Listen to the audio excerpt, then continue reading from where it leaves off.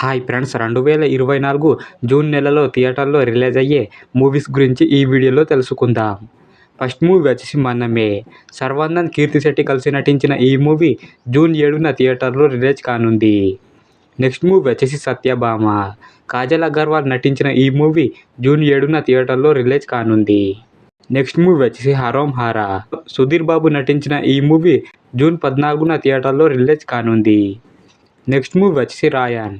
ధనుష్, సందీప్ కిషన్ నటించిన ఈ movie June 13న థియేటర్లో రిలీజ్ కానుంది. నెక్స్ట్ మూవీ వచ్చేసి డబుల్ స్మార్ట్. రామ్ పోతినేని నటించిన ఈ మూవీ జూన్ 14న థియేటర్లో రిలీజ్ కానుంది. నెక్స్ట్ మూవీ వచ్చేసి కల్కి.